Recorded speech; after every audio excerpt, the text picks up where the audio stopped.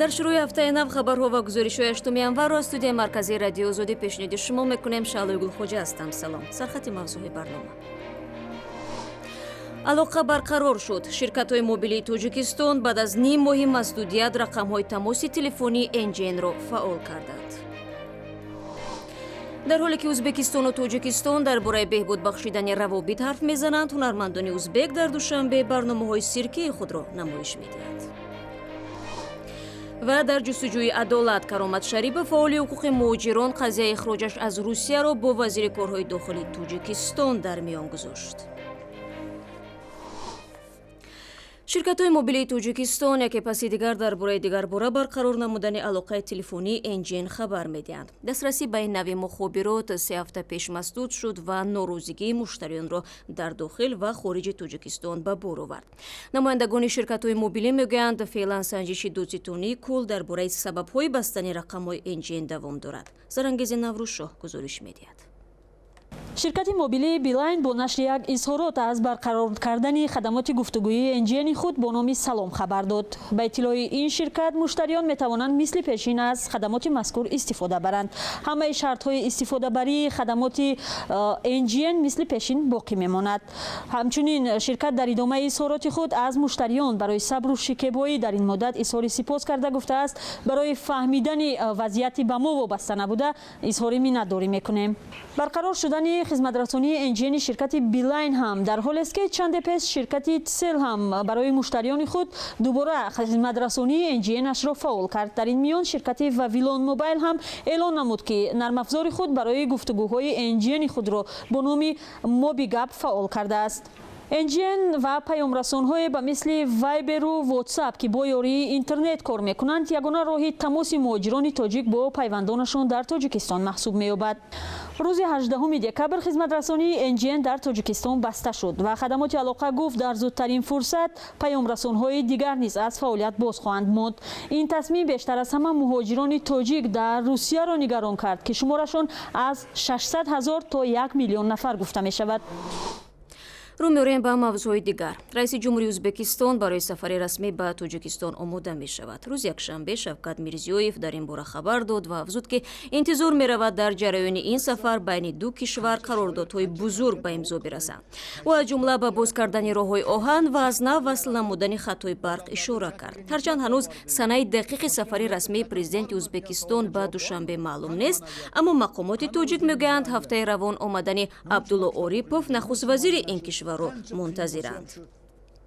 اما تا آن دم هنرپیشه‌های سیرک دولتی ازبکستان با تماشابینان توجیک برنامه هنری خود را نمایش می‌دهند.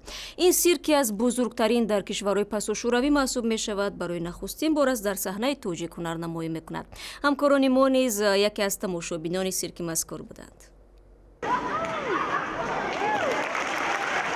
мухлисони тоҷик дар 20 соли ахир барои бори аввал ҳунармандони ӯзбекистонро дар саҳнаи сирки тоҷик мебинанд. сафари ҳунарии сиркбозони ӯзбек, ки сар аз оғози соли нав тақрибан 1 моҳ дар Душанбе идома хоҳад кард, аз сӯи мухлисони тоҷик ва хусус кӯдакон хуш истиқбол шуд. мо писарам акати духтарам яҷоя омадем, падару модарам ва шавҳарам яҷоя тамошо дорем. тамошобинони сирки Ӯзбекистон аслан кӯдакон буданд, ки дар рӯзҳои таътили зимистона ин барномаи ҳунарӣ барояшон ғайримунтазира буд. дорбозҳоро мебинем ва вақте ки мисол дорбозҳо аз болои банд мисол ба дигар тараф мераванд, дар онҷо мо ба ҳаяҷон меоем, ки ҳозир давоми вай мисол чӣ мешавад. сирк маймун дора, паланг дора, шер дора, клон дора. дар телевизор дидагӣ будам, бо пеш мебинам. сирки давлатии Ӯзбекистон аз бузургтарин сиркҳо дар кишварҳои пасошӯравӣ унвон мешавад. ҳудуди 400 ҳунарманд дорад ва дар тӯли 20 соли ахир ба ҳудуди 20 кишвари дунё сафарҳои ҳунарӣ доштааст. гурӯҳи ҳунарии сирки давлатии Ӯзбекистонро, ки дар Душанбе ҳунарнамоӣ доранд, ҳунарманди собиқи сирки давлатии тоҷик ва ҳунарманди хизматнишондодаи Тоҷикистони шӯравӣ раҳбарӣ мекунад. Ну, конечно. албатта баъзан вақт ба тоҷикистон омадан мехоҳам. ба ҳар ҳол ин ватан аст. мо ватани худро фаромӯш намекунем ва ин ки мо имрӯз ба тоҷикистон барои ҳунарнамоӣ омадем, ин маънии зиёд дорад. ман фикр мекунам байни тоҷикону ӯзбеку ҳеҷ гоҳ монеае вуҷуд надорад. мо ҳамеша бародар будем, хоҳар будем. Братьями, сестрами. дар ин намоиши ҳунарии сирки давлатии ӯзбекистон дар душанбе теъдоди ками ҳайвонот ҳузур дорад. сабаби аслӣ ҳанӯз суолҳои ҳалношуда миёни мақомоти бойторӣ ва марзбонии ӯзбекистон ва тоҷикистон будааст. нахустсафари ҳунарии сирки давлатии ӯзбекистон ба тоҷикистон дар ҳоле аст ки дар тӯли бештар аз як соли нармиши муносибатҳои ин ду кишвар табодули даҳҳо барномаҳои фарҳангиву фароғатӣ ва намоишгоҳҳо сурат гирифтааст. мақомоти баландпояи ӯзбекистону тоҷикистон низ дар густариши бештари равобити кишварҳояшон изҳори омодагӣ карданд. нигоҳе меандозем ба мавзӯъҳои ҷаҳонӣ. наҷотбахшони се кишвар Чиху Амрико ва Кореяи Ҷанубӣ дар маҳалли фалокати ду киштӣ дар наздикии шаҳри Шанхай барои бартараф кардани паёмади садама ва ҷустуҷӯи даҳум малоҳи гумшуда идома медиҳанд. ба ҳангоми садама ки шоми 6 январ ба амал омад, қисме аз 136 000 тонна нафти ғализи киштии Санчи ба баҳр рехт ва алоқа бо малоҳон дафатан қатъ шуд. Абдулло Ашуров тафсилот дорад. флоти низомии иёлоти муттаҳидаи амрико ба амалиёти ҷустуҷӯи маллоҳони беному нишоншудаи киштии нафтрасон дар соҳилҳои чин ҳамроҳ шуд. шоми 6 январ бар асари бархурди ду киштӣ ки яке боркаш ва дигаре нафтрасон ё худ танкер буд, дуввумӣ оташ гирифт. ҳоло сарнавишти 32 узви экипажи танкери зери парчами кишвари Панама ки 30 нафари онҳо эронӣ ва 2 нафари боқимонда бангладешӣ буданд рӯшан нест. рӯзи 8 январ флоти амрико ҳавопаймои P-8Aро аз пойгоҳи Окинава ба тафтиши макони садама ирсол намуд. феълан киштиҳову ҳавопаймоҳои Япония ва ё Ҷопон, Кореяи Ҷанубӣ ва Чин афроди беному нишоншударо ҷустуҷӯ доранд.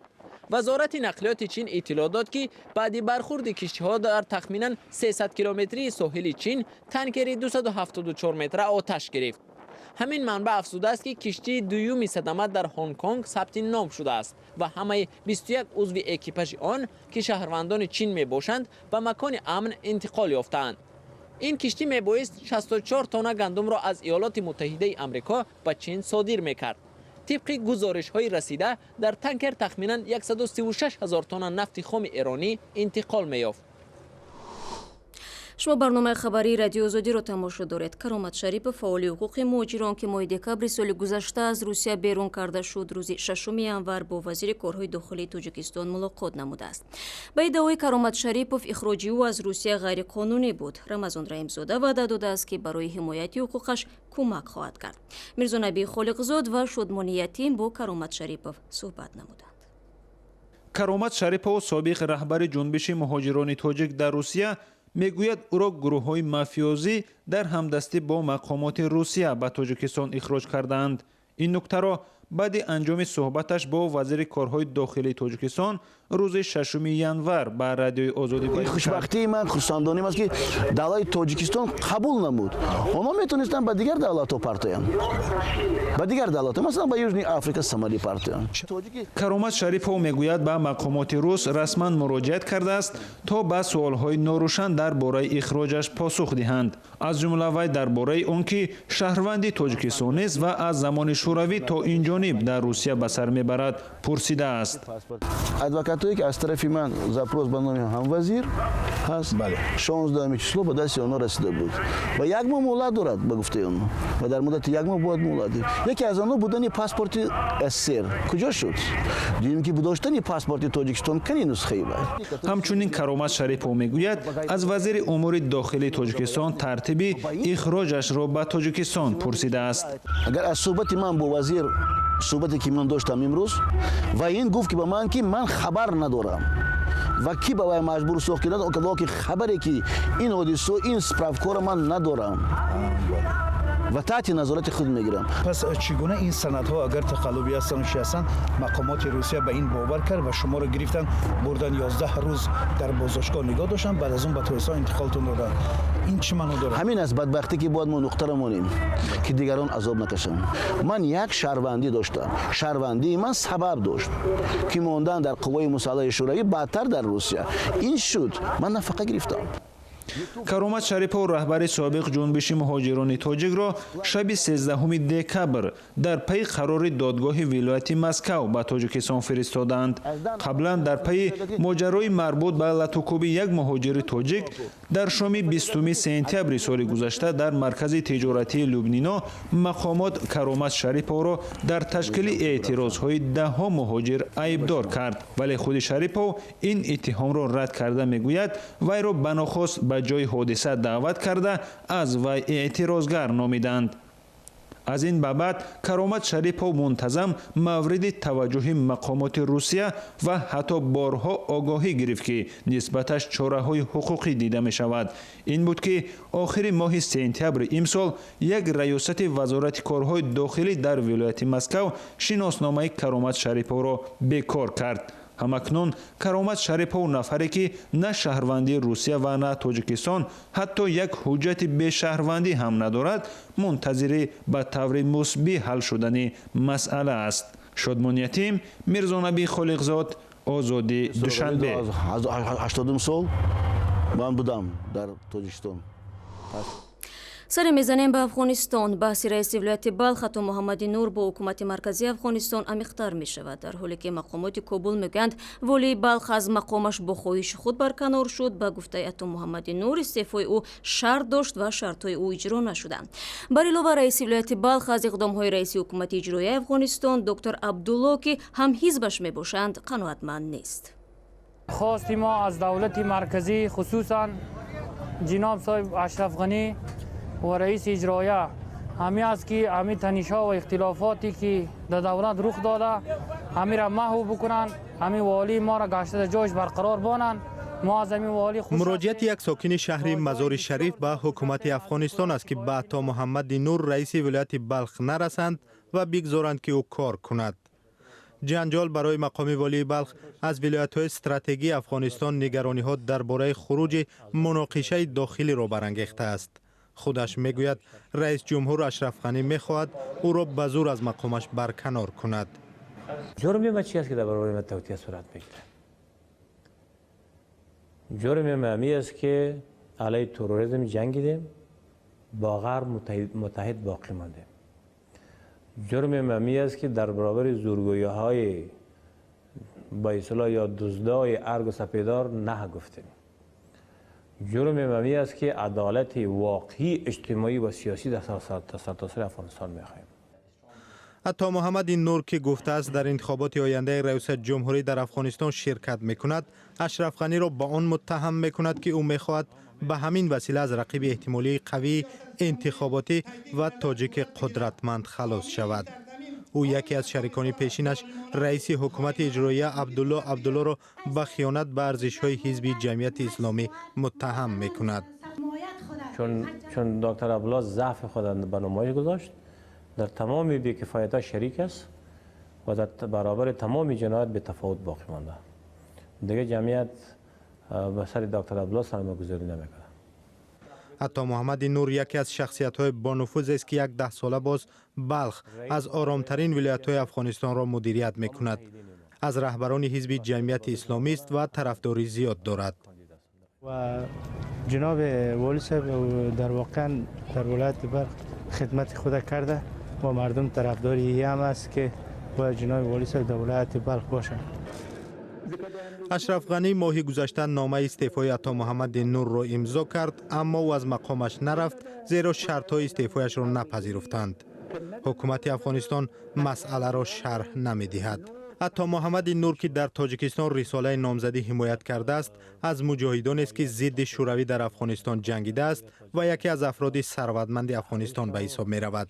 سازمان دیدبان حقوق بشر سال 2015 گفت دلیل‌های قوی دارد که دست داشتن عطا محمد نور در نقض حقوق مردم را نشان می‌دهد. خودش این ادعا را رد کرده است.